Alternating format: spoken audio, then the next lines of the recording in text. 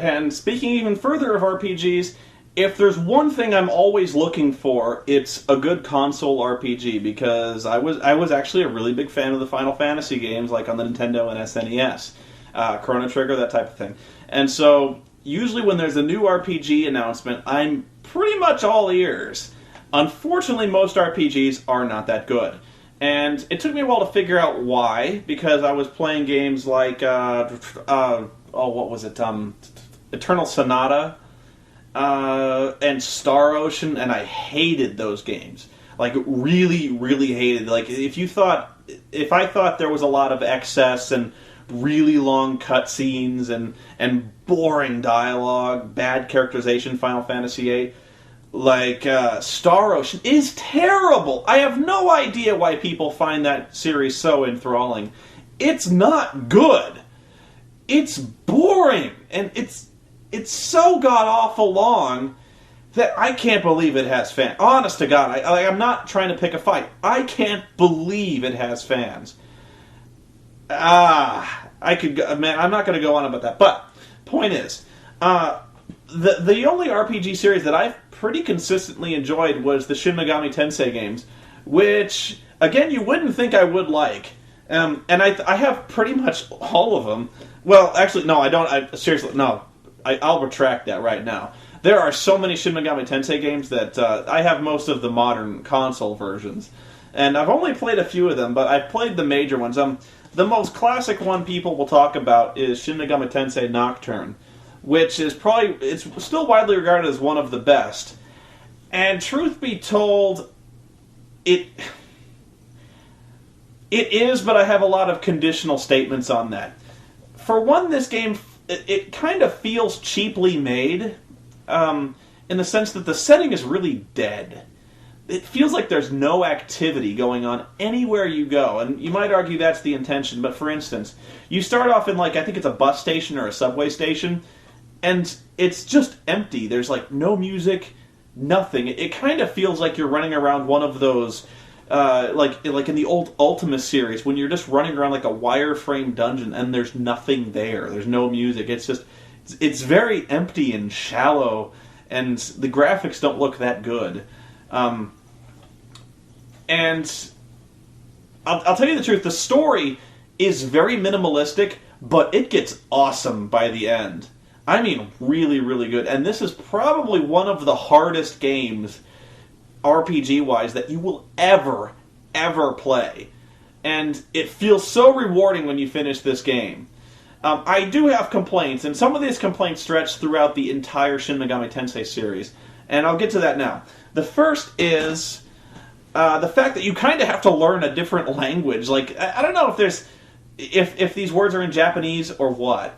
But it's very hard to get used to the fact that none of the magic spells are named properly. So, for instance, if you have like a fire spell, that's called Agi, and then there's the ice spells, which are Bufu, and the lightning spell is Zio, the wind spell is Garu, and that is so hard to get used to. Like, you'll learn it eventually, but when you get these spells, you're like, Bufu? What? Bufu? And there's Mabufu and Bufu Lao and just like the various levels of the Bufu spell, and like every spell is like that, and it's really, really hard. When you get hit with a spell, it's hard to know what you've been hit with. Like somebody hit with a spell called like Dikuja or Tarukaja, and you'll be like, "What the fuck was that?" You don't know what happened to you, or like Rakunda, and you basically have to go online and look for an online guide just to find out what the hell the spells do, and you will do this so much. The main complaint I have against Shin Megami Tensei is the fact that it's only hard because it's unfair. For instance, you will run into bosses quite often that will hand you your ass, and it's not because you're playing badly, and it's not because you're playing with a flawed strategy. It's because more often than not, there is exactly one way to beat every boss. They're weak, and because they have weaknesses, and the only way to beat these bosses is to really whore out their weaknesses and not be susceptible to their strengths. And the only way to do that, really, is with a strategy guide. It's possible to do it where you kind of play it over and over and over again, continually losing until you figure out what exactly you need to do, but that is so frustrating. And it's, like I said, like you'll run into a guy who's like a fire demon. And when I say it's unfair, is your first inclination towards these fire demons and that kind of thing will be to cast ice on it. But of course, most of the time these guys aren't weak to ice, they'll be weak to like light magic or wind. And you're just like, what? Why? And this happens so often, wherein like within even like a half-hour period of gameplay time, you will have to radically change your demon Pokemon loadout to deal with these impossibly balls-hard monsters. And it's virtually impossible to play this game without literally having a printout of the strategy guide in your lap to know where you need to go and what you need to have to fight these bosses, especially when you start running around the Hell Labyrinth. There's this gigantic labyrinth that you have to go through and to fight the biggest monster and get the best demons to summon and things like that. I have no idea how you're supposed to do that without a strategy guide. None. And to me, that is not a good game. When you are forced, in fact, you are helpless without having this guide in front of you. And in fact, in that regard, it seems like a really strange recommendation to me. The fact that I loved the ending to this game, and yet it was agony. Abject agony getting to that point. You really need to have big, round, hairy ones if you want to fight through Shin Nocturne. The second game I played was Digital Devil Saga, which is actually 2 games. And I'll tell you, I was really, really into this story from the beginning. This was a really fascinating... It was almost like The Matrix, only The Matrix told well. And I don't want to spoil it too much for you, because it really is rewarding to play through these games. It's a long series of games, but it's also a lot of fun. And most of those balance issues I mentioned, where you needed a strategy guide, are gone. You don't really need a strategy guide for this one. In fact, I think it plays rather logically from beginning to end, and it rewards good gameplay, and there is some strategy, and it's strategy you can figure out. I thought it was a lot better that way. However... And actually, you know what? I am going to spoil it for you, because my biggest complaint is the ending. And it's so weird. You're so into this game, or I was, and then you get to the last boss, where you have all these questions that need answering. There's like this evil corporation that's been extracting life essences, and there's like this gigantic sun that turns people into salt. And you're like, wow, this is really bleak and bizarre and apocalyptic, and you're really into it. And then, really, I can't remember that much about it, but you go up into outer space because basically you have to fight God, or I think that you have to talk to God to find out like what the answer is, how to fix the world. My memory is still a little sketchy about it, but really, you go up there and you see God. And God is, I'm not kidding, like a 200-yard pillar that's just floating out in space, kind of like a really weird monolith in 2001. And one of your characters goes like, God is speaking to me. He wants us to fight him. And then you have a fight where you fight God. And it's not anywhere near as interesting as you think it would be, because the pillar consists of 4 sections, and those sections are fire, water, wind, and lightning. And when you face the fire section, you use water. When you face the ice section, you use fire. And it's really boring. And there's no reason for it. God is just like, hey, you want to fight? And you guys are like, all right. And you do, and the game's over. And nothing really has been resolved. Your guys just kind of... Everyone's dead, and your guys kind of run around going, well, that happened. You want to go home? And then they do. And they've killed God! You know, I so didn't understand that, especially with such an uninspired derivative, the same kind of final boss we've seen in countless games. That was such a letdown. That would be like if Neo finally met he finally, when he sees the architect, Like, if all of a sudden he just, like, teleported into this room where the architect is supposed to be, and he's just, like, a pillar.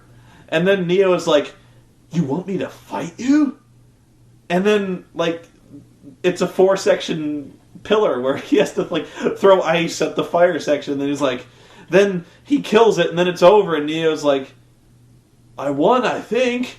And then just goes home. It was so weird. Like, really big let. It was almost like the writer, when he got to the final chapter, had no idea how to end this thing, so he quit and went home. And then, like, the intern was like, we could fight, like, a gigantic pillar. I don't know. One game I played, like, 10 minutes of, and I never... it didn't grab me that much, and maybe you guys can tell me more about it if it ever gets any better, but it's and this is the most fucking ridiculous title ever. Shin Megami Tensei Devil Summoner Raidu Kunzoa versus the Soulless Army. This is very Pulp Fiction-y type titling, but it's... I don't know, man. This game is... Part of the reason I didn't like this game is because it has real-time combat, and for some reason when I'm playing an RPG... I don't like real-time combat. I like turn-based. I don't know. For some reason, I don't like my RPGs having twitch reflex things in it, which is... I don't like timing puzzles and things like that. Not necessarily. And this game... I think it has M. Bison on the cover. I don't know if you can see that too close. Of course! I do like the little foily, shiny thing, but... very strange game. Tell me about this game if it's any good, if I'm missing something here, because... I was not blown away by this, but I didn't give it that much of a chance. This game, Persona 3 Fez, is another one of those games that everyone really, really seems to like. And I'll tell you the truth, it's growing on me. But it takes a while. This game has virtually no storyline up until about the halfway point. And I think I'm just reaching the halfway point where the story is starting to take shape. And, but until then, the only story you get in this game is the fact that all of a sudden your character is going to high school, where he suddenly realizes that there's an hour between midnight and 1 a.m., kind of there's like a hidden hour that nobody else can see called the dark hour. And only a very limited group of people can experience this dark hour. Everyone else is turned into like a coffin. And during this time, demons run around and they fight you. And... the only way he can fight them is by summoning, like, a demon persona that lives within himself by, like, pointing this gun-shaped object at his head and pulling a trigger, and this demon comes out when he does this. It doesn't kill him. But you do this a lot. Like, you're pointing a gun at your head, like, so often. It's like the ultimate emo fantasy, where, like, you're just constantly killing yourself over and over again, and everyone does this. And... in almost every Shin Megami Tensei game, it ends with you climbing an enormous fucking tower. Like, every game does this. All of them, where you climb a giant tower. In fact, I think it's kind of unoriginal that way, where, like, the entire game is just based on, like, hey, there's a tower full of demons, let us climb it. And you do this, but this game dispenses with even the rudimentary plot. You just run into this building where you meet other people who can summon demons, and they're like, hey, you see that big tower? Let's go climb it. That's the story! And what makes this game unique is the fact that you also have to deal with your character progressing through high school, and you have to make friends and go to classes. Kind of like Bully, but without the fun part. And so you have to also maintain your academics, and doing so will help you, like, as you make friends and improve your skills and stuff like that in school, that improves your ability to create new demons. They get more experience points. And it's really, really strange, but it's interesting at the same time. Although I think it goes on way too long. Where you just kind of wish you could start fighting monsters and not have to experience class. It really starts getting into a tedium where you're trying to juggle like a dozen different friends, trying to keep them all happy. You've got, like, a girlfriend character who you once you start getting a girlfriend, you can't see anyone else, so they get pissed off. And it just seems like you're doing a lot of muddling around, not doing a whole lot. When it comes to the combat, again, you're dealing with that really weird language spell. So people will be like, cast Bufu! Or cast Mudo. You don't know what Mudo is, do you? Mudo is the death spell. what I don't like about this game is the fact that it kind of cons you into playing for a long time between save points. And you got no one to blame but yourself when it comes to not saving, because you should... It kind of dangles these little return to base points in front of you, and you'll always pass them by. But for some reason, there will be a time when, like, even a really easy encounter will just hit your weakness. Like, every demon you have attached to you has a weakness. So, like, if the demon attached to you has an ice weakness, all of a sudden you'll run into, like, one guy with an ice spell who just butt-fucks you with this ice spell over and over and over again. Then you die, and you've lost, like, 45 minutes to an hour worth of gameplay, and you are fucking pissed off. I hate that. Like, it is so frustrating to lose an hour worth of gameplay in this game because one guy took you out, and it was just, like, really bullshit, you know. And what I hate about this game most of all is the fact that the game is over if the main character falls. If anyone else falls, you can keep going, but if the main character goes down, it's done. You're over. Game over, return to base. And it sucks. Especially with so many ways to revive a character. I don't get why the game is over when the main character dies. Just, like, there will be other characters with raised dead spells or Phoenix Downs. They call them revival beads. But, like, just have one guy throw this on your main character. He gets up. What's the problem? I don't understand why that happens, especially when several monsters in this game throw the Mudo or Hama spells, which have a low chance of causing instant death. If you're gonna throw instant death spells, don't have the game be over when your main character is hit with a spell he has no way of defending against. That is bullshit, okay? And I got hit with... I lost an hour worth of gameplay because one fucking... It was called like a lunatic book through the Mudo spell. My guy dies, and that's it. There's like no save. It's just, he just falls down, game over. Too bad. I've ordered Persona 4. I don't know why I did that. I got Persona 4 cheap, and I don't know why, because I'm actually getting really frustrated with Persona 3. Although, what's funny is, now that I'm this far in, I'm kind of invested in it. Like, I'm kind of interested in the story now, because there is one. So I feel kind of rewarded that I've stuck with it this long. And I kind of want to see how it ends now, because there's something about the tower of Shin Megami Tensei. You're always like, I gotta see what's at the top of this fucking tower now. It's gotta be fucking awesome. And it's always the devil. And you gotta fight the devil. And then you gotta fight God after you fight the devil, because the series is very dark, and it's very atheistic, in that it sees God, hates it, and wants to kill him. But I have not touched Persona 4 yet. I know there's a sequel to Devil Summoner, and I saw that and I was like, I didn't finish the first one. I don't want to play that one. It looked like the same game. I know there's a ton of... I think they were on the Game Boy Advance. I haven't touched those. I've heard those are pretty good, though. A lot of these are a very Japanese series. If you couldn't tell by the title, they're kind of Japanese import, and that's why I said Nocturne felt cheap, which was probably not the right word. But it really feels like one of those budget title Japanese import games where it feels like it was only half translated, and it kind of explains why there's no story. It kind of seems like there was a story, but they didn't want to translate it, so they cut it. Nocturne's only story is like you're running around and the world ends. Just that day, the world is over, and you're in the bus station going, whoa. Why am I here? And you don't know why you're here. Like, you've been spared. But, like, there's literally, like, demons all over the place. And for some reason, when you beat them up, they serve you. It's like demonic Pokemon, like I said. But, yeah. Anyway, I just wanted to ramble about the Shin Megami Tensei series. And I want to understand... I think the reason I made this video is because I want you to tell me part of what attracts you to the Shin Megami Tensei series. Because it's kind of a mystery to me.